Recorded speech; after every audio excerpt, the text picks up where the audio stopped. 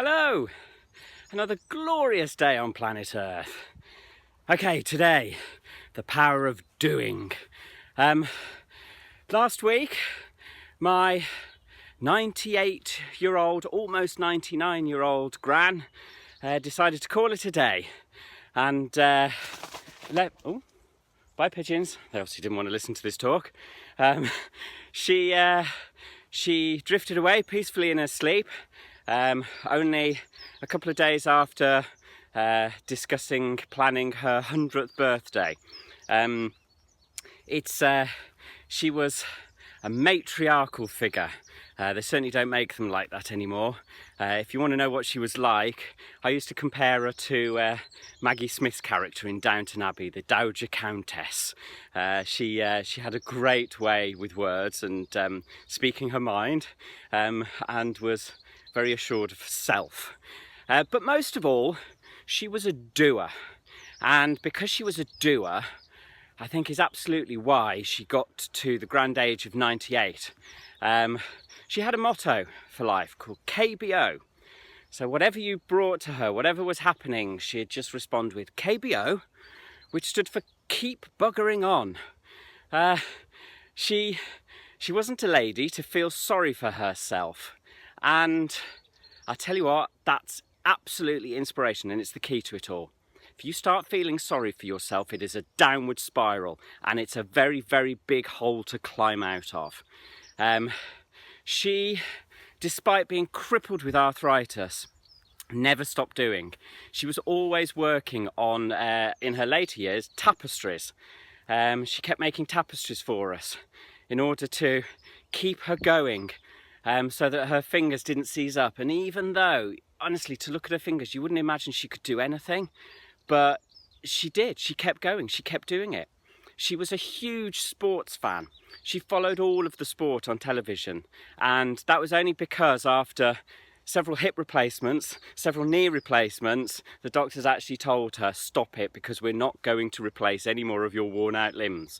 Because she wouldn't stop. She played golf, she played tennis, she walked, she was constantly active. And even when physically she couldn't do it anymore, she kept mentally active and she kept her fingers going. So she did what she could, and she used to make us laugh because although she required a walking frame and sometimes a wheelchair, whenever she came over for Sunday lunch and either Downton Abbey was running or Strictly Come Dancing, you have never seen a lady with a walking frame move so quickly when she wanted to get home in time to catch Strictly Come Dancing or Downton Abbey. A great lady, and her legacy is absolutely about the power of doing.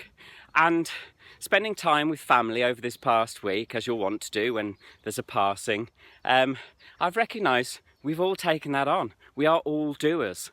I took up running, and do you know what? Life is so much easier when you're doing stuff. I took up sewing last year, so of which actually she was incredibly proud, and she wasn't one to give compliments freely, and it was the thing she complimented me on most was my sewing achievements. So that's something I'm really going to enjoy carrying on and thinking of her. Doing. And I had a couple of clients last week who had also taken up running in a very, very difficult time in their life.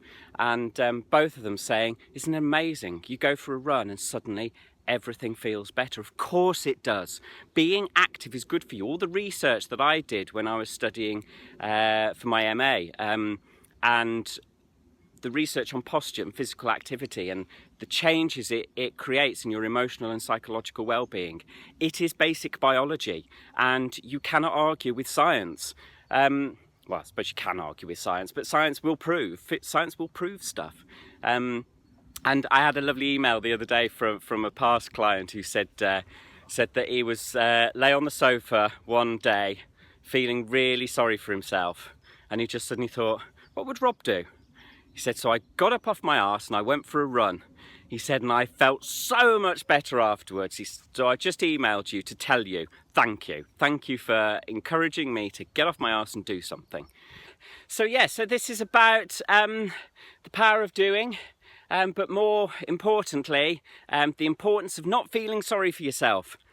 Feeling sorry for yourself will not serve you well. This doesn't mean that you can't be sad. This doesn't mean that you can't be melancholic. That was the old word for it.